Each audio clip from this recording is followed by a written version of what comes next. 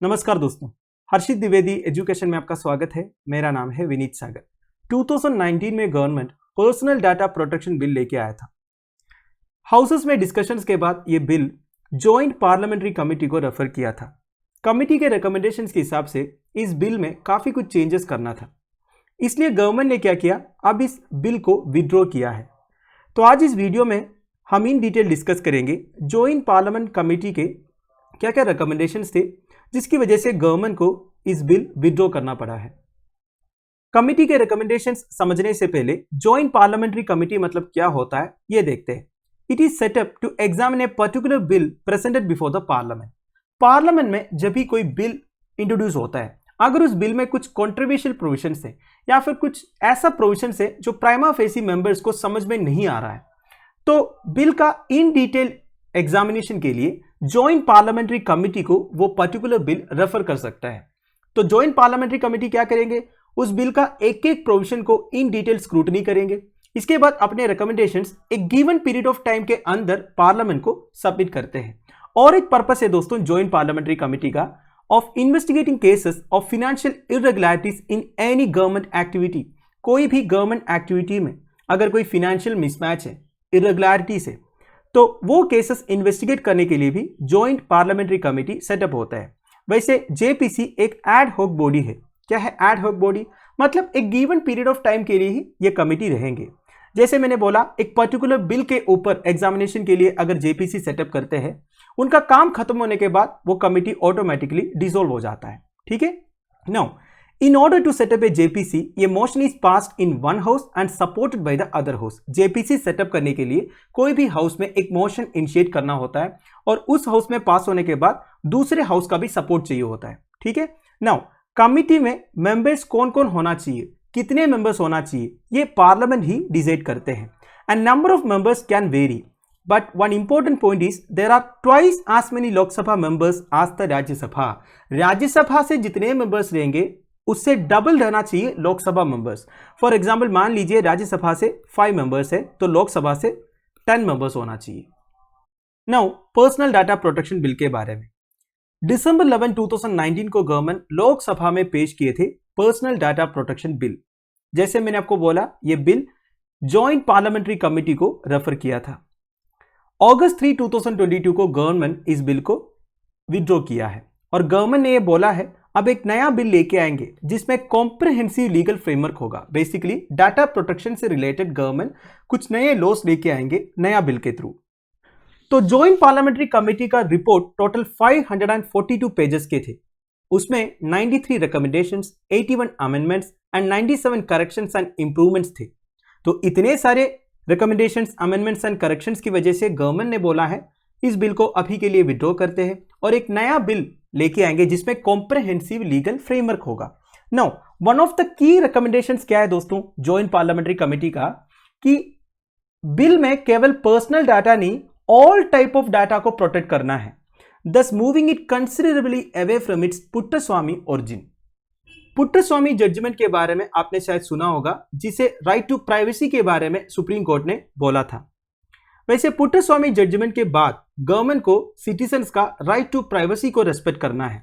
It request to legislate a transformative rights oriented data protection law that holds all powerful entities that deal with citizens personal data, that is data controllers including the state accountable. देखिए, आप सबको पता है government के पास हमारे कई सारे personal data records है, जैसे कि आधार कार्ड हो गया, पैन कार्ड हो गया, ड्राइविंग लाइसेंस हो गया। अब ये सबको प्रोटेक्ट करना भी जरूरी है। अगर ठीक तरीके से प्रोटेक्ट नहीं करेंगे इसका मिसयूज भी हो सकता है। तो गवर्नमेंट को हमारे डाटा का प्रोटेक्शन इंश्योर करना जरूरी है। तो सुप्रीम कोर्ट पुट्टस्वामी जजमेंट से यह बोला गवर्नमेंट को ऐसे कुछ लॉ लेके आना पड़ेगा डाटा प्रोटेक्शन के लिए। वैसे इसीलिए government personal data protection bill पेश किया था। Now timeline of the bill समझते हैं। 2017 में सुप्रीम कोर्ट की तरफ से पुट्टस्वामी जजमेंट हुआ था जिसमें supreme court right to privacy को एज ए फंडामेंटल राइट बोला था अंडर आर्टिकल 21। ध्यान दीजिएगा, ये क्वेश्चन यूपीएससी प्रीलिम्स में एक बार पूछ चुका है। तो जैसे सुप्रीम कोर्ट का वर्डिक्ट आया, justice Shri Krishna panel setup किया government and the direction was to draw up a data protection framework for the country. तो basically justice Shri Krishna panel को यह बोला गया डाटा प्रोटेक्शन के लिए एक फ्रेमवर्क बनाना है।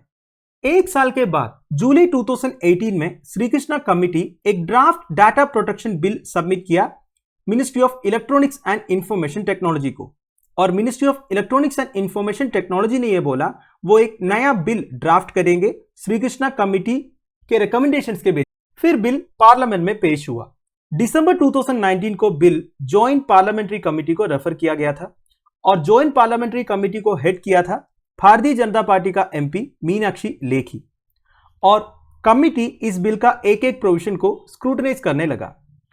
कमेटी 2 बार पार्लियामेंट से एक्सटेंशन भी मांगा रिपोर्ट सबमिट करने के लिए, मतलब जो टाइम पीरियड दिए गए थे वो क्रॉस हो गया था। फाइनली नवंबर 2021 को जॉइंट पार्लियामेंट्री कमेटी अपना रिपोर्ट सबमिट किया। जैसे मैंने आपको बोला, जॉइंट पार्लियामेंट्री कमेटी में लोकसभा मेंबर्स ज्यादा रहते हैं, और जॉइंट पार्लियामेंट्री कमेटी में अपोजिशन पार्टी के भी मेंबर्स रहते हैं।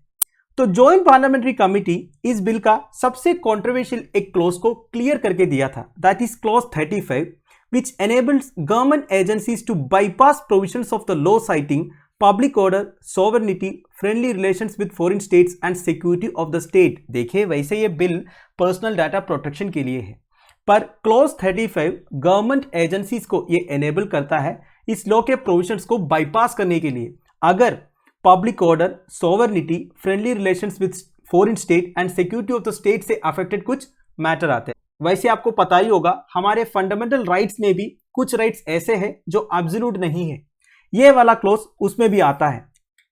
अगर public order, sovereignty, friendly relations with foreign states and security of the state को अफेक्ट करते हैं, तो आपका फंडामेंटल राइट्स के ऊपर भी गवर्नमेंट चाहे तो रिस्ट्रिक्शंस इंपोज कर सकता है। तो ये जो पर्सनल डाटा प्रोटेक्शन बिल के थ्रू हमारा पर्सनल डाटा को जो प्रोटेक्शन इंश्योर किया है गवर्नमेंट, वो प्रोटेक्शन तब तक होगा जब तक वो public order, sovereignty, friendly relations with foreign states and security of the state को अफेक्ट नहीं करते। भले जॉइंट पार्लियामेंट्री कमेटी इस क्लॉज को क्लियर करके दिया, जॉइंट पार्लियामेंट्री कमेटी के जो ऑपोजिशन मेंबर्स थे उन्होंने अपना स्ट्रॉन्ग डिसेंट नोट्स सबमिट किया रिपोर्ट के साथ। मतलब ऑपोजिशन मेंबर्स ऑफ पार्लियामेंट को ये वाला क्लॉज को क्लियर करने का जो डिसीजन है वो सही नहीं लगा। उनके हिसाब से personal data of the citizens किसी भी हाल में प्रोटेक्टेड रहना चाहिए। वैसे जॉइंट पार्लियामेंट्री कमेटी इस रिपोर्ट को बनाने के लिए 78 सिटिंग्स कंडक्ट किए, spread over 184 hours and 20 minutes, और इन्हें पार्लियामेंट से कम 6 बार एक्सटेंशन भी मिला। It proposed 81 amendments to the bill finalised by the Shri Krishna panel. देखिए, जस्टिस श्री कृष्णा पैनल जो प्रोविजंस फाइनलाइज किए थे उसमें भी 81 अमेंडमेंट्स जॉइंट पार्लियामेंट्री कमेटी ने प्रपोज किया, and 12 recommendations including expanding the scope of proposed law to cover discussions on non-personal data। देखिए, सबसे इंपॉर्टेंट पॉइंट ये है दोस्तों, इन्होंने बोला केवल पर्सनल डाटा नहीं, नॉन पर्सनल डाटा को भी प्रोटेक्ट करना चाहिए इस लॉ से। वैसे नॉन पर्सनल डाटा का मतलब क्या होता है? Any set of data that does not contain personally identifiable information. देखिए, कुछ डाटा ऐसा होता है आपका पर्सनल डाटा, जैसे कि आपका आधार कार्ड का डाटा हो गया, आपका फोन नंबर हो गया, आपका पैन कार्ड नंबर हो गया, ये सारे आपका पर्सनल डाटा है। नॉन पर्सनल डाटा मतलब वो डाटा देखने से वो किसका डाटा है ये समझ में नहीं आएगा, पर देखा जाएगा तो वो भी प्रोटेक्ट करना जरूरी है। देखिए, डाटाज आर वेरी इंपॉर्टेंट, भले वो पर्सनल हो या नॉन पर्सनल हो। जिसको मिसयूज करना है वो नॉन पर्सनल डाटा को भी मिसयूज कर सकता है, ये बात आपको पता है। नाउ जेसीपी ने यह भी रिकमेंड किया सोशल मीडिया कंपनीज को रेगुलेट करना चाहिए, और स्मार्टफोन्स में ओनली ट्रस्टेड हार्डवेयर यूज करना चाहिए। वैसे सोशल मीडिया को रेगुलेट करने का मतलब क्या होता है दोस्तों? देखिए, आजकल जितने भी बड़े बड़े इश्यूज आता है उसमें सोशल मीडिया कंपनीज ये बोल के बच जाते हैं कि वो इंटरमीडियरी है। इंटरमीडियरी का मतलब क्या हो गया? फॉर एग्जाम्पल यूट्यूब का बात आप ले लीजिए। अब यूट्यूब में जितने वीडियोस अपलोड होते हैं वो यूट्यूब का कंटेंट थोड़ी है, कोई और चैनल उस कंटेंट को अपलोड करते हैं, कोई और उस कंटेंट को देखते हैं। तो YouTube जैसा सोशल मीडिया प्लेटफॉर्म्स ये बोलते हैं ये हमारा कंटेंट नहीं है, हम बस एक इंटरमीडियरी है। पर जॉइंट पार्लियामेंट्री कमेटी का रिकमेंडेशन ये है, इस तरह सोशल मीडिया को रेस्पॉन्सिबिलिटी से नहीं हटना चाहिए। अगर उनके प्लेटफॉर्म में कोई एक कंटेंट एयर हो रहा है उसके लिए वो भी रेस्पॉन्सिबल होना चाहिए। नाउ ट्रस्टेड हार्डवेयर इन स्मार्टफोन्स मतलब आप समझ गए होंगे, आजकल ऐसे कई सारे स्मार्टफोन्स हैं जिसमें हमारा डाटा प्रोटेक्टेड नहीं है। मतलब मेड इन चाइना जो स्मार्टफोन्स आता है, रिसेंटली गवर्नमेंट कई सारे चाइनीज कंपनीज को बैन भी किया था, ये बात आपको पता है। देखिए ऐसे कुछ हार्डवेयर से हमारा डाटा कोई और इजीली चुरा सकते हैं। तो जॉइंट पार्लियामेंट्री कमेटी का कहना यह है स्मार्टफोन्स में जो हार्डवेयर यूज होगा वो भी ट्रस्टेड होना चाहिए, गवर्नमेंट का सर्टिफिकेशन चाहिए। वैसे पर्सनल डाटा का मतलब क्या होता है? एनी कैरेक्टरिस्टिक, ट्रेट, एट्रीब्यूट और any other feature information that can be used to identify a person. देखिए ऐसा डाटा जिसे आप एक पर्सन को आइडेंटिफाई कर सकते हैं उसे आप पर्सनल डाटा बोल सकते हो। Now the bill also identified a sub category of sensitive personal data. Now sensitive personal data को किस तरह डिफाइन किया हुआ है? Such as details on a person finance, आपका अकाउंट नंबर वगैरह, आपके health details, sexual orientation and practices के बारे में details, caste, political and religious belief, biometric and genetic data, ये सारे सेंसिटिव पर्सनल डाटा है। और एक कैटेगराइजेशन है दोस्तों, वो है क्रिटिकल पर्सनल डाटा कैटेगरी। अब ये क्रिटिकल पर्सनल डाटा कैटेगरी क्या है? Which is personal data as may be notified by the central government। मतलब सेंट्रल गवर्नमेंट नोटिफाई करेंगे फ्यूचर में कौन कौन सा है क्रिटिकल पर्सनल डाटा। मतलब ये जो सेंसिटिव पर्सनल डाटा है उसमें से कुछ डाटा को सेंट्रल गवर्नमेंट नोटिफाई करेंगे फ्यूचर में सिचुएशन के हिसाब से, उसे क्रिटिकल पर्सनल डाटा बोलेंगे। बिल के हिसाब से सेंसिटिव पर्सनल डाटा इंडिया के बाहर ट्रांसफर किया जा सकता है प्रोसेसिंग के लिए, पर उस डाटा का एक कॉपी इंडिया में रखना पड़ेगा। देखिए आपको पता ही होगा कई सारे मल्टीनेशनल कंपनीज इंडिया में ऑपरेट करते हैं, उनके पास हमारा पर्सनल डाटा भी है। अब उनको डाटा प्रोसेसिंग के लिए डाटा इंडिया के बाहर तो लेके जाना ही होगा, क्योंकि उनका कई सारे ब्रांचेस जो है या फिर हेडक्वार्टर्स जो है वो सब इंडिया के बाहर रहेंगे। तो सेंसिटिव पर्सनल डाटा चाहे तो इंडिया के बाहर ट्रांसफर किया जा सकता है, पर इसके लिए कुछ कंडीशंस गवर्नमेंट बोलेंगे, जैसे कि गवर्नमेंट ऑथराइज्ड कॉन्ट्रैक्ट्स साइन करना होगा उन कंपनीज को, तब जाके वो सेंसिटिव पर्सनल डाटा बाहर लेके जा सकता है। और अगर क्रिटिकल पर्सनल डाटा की बात करें, it can be stored and processed only in India. Government of India जो डाटा को क्रिटिकल कैटेगरी में डालेंगे उसे किसी भी हाल में इंडिया के बाहर लेके जा नहीं सकता। वैसे देखा जाएगा तो ये जो स्ट्रिक्ट रेगुलेशन है इससे मल्टीनेशनल आईटी कंपनीज को प्रॉब्लम हो सकता है, क्योंकि आपको पता ही है आपके कई सारे दोस्त लोग आईटी कंपनीज में काम कर रहे होंगे, वो जो डाटा प्रोसेस करते हैं मैक्सिमम डाटा तो इंडिया के बाहर से आता है और इंडिया से भी कई सारे डाटा बाहर जाता है प्रोसेसिंग के लिए, तो उनको तो ये रेगुलेशन से प्रॉब्लम होगा। ऊपर से सोशल मीडिया कंपनीज को रेगुलेट करने के लिए जॉइंट पार्लियामेंट्री कमेटी ने बोला है, इससे सोशल मीडिया कंपनीज को भी प्रॉब्लम होगा, कोई डाउट नहीं है। But at the same time data protection is also important. Present geopolitical situation को देखते हुए sensitive data can be used as a secret weapon against any countries. ये बात आपको पता होगा, कई सारी इंस्टेंसेस आपने सुना भी होगा।